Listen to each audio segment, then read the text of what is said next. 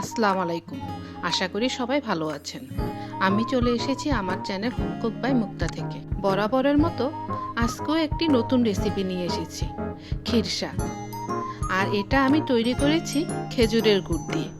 এই খিরসাটা খেতে খুবই মজার ছিল। আশা করি আপনাদের ভালো লাগবে। তাহলে চলুন শুরু করা যাক। প্রথমে আমি একটি পাত্রে 3 লিটার দুধ নিয়ে জাল করে নিচ্ছি। এই দুধটা আমি জাল করে 1.5 লিটার করে নিব। আমি চুলার আঁচটা হাই করে দুধটা জাল করে নিয়েছি আর দুধটা নাড়াচাড়ার মধ্যে রেখেছি।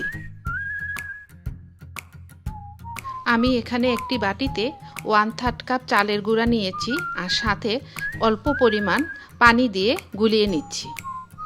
এটা আমি এখন দুধে ঢেলে দিব।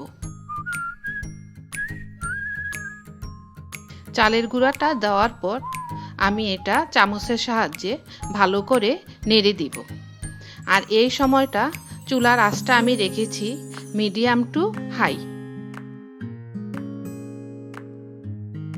খিরসাটা তৈরি করার সময় অবশ্যই খেয়াল রাখতে হবে নিচে যেন লেগে না যায়, তাই অনবরত এটা নাড়াচাড়ার মধ্যে থাকতে হবে। চালের গুঁড়াটা দেওয়ার পর আমি নাড়াচাড়া করে এটা 8-10 মিনিট রান্না করব। তারপর দিয়ে দিব খেজুরের গুড়। এখানে আমি 1/3 কাপ গুড় ব্যবহার করছি। মিষ্টিটা আপনারা আপনাদের পছন্দ মতন ব্যবহার করবেন। গুড়টা এখন আমি ভালো করে মিশিয়ে নিব। যারা এখনও আমার চ্যানেলটি সাবস্ক্রাইব করেননি অবশ্যই সাবস্ক্রাইব করে পাশে থাকবেন। আর যারা করেছেন তাদের সবাইকে অসংখ্য ধন্যবাদ। আপনারা দেখতে পাচ্ছেন আমার খিরসাটা অনেকটা ঘন হয়ে এসেছে। আমি এটা আরও কিছুক্ষণ এরকম নাড়াচাড়ার মধ্যে রাখব। আমি এই খিরসাটা খুব একটা ঘন করব না, কারণ এটা দিয়ে আমি পাটিসাপটা পিঠা বানাবো।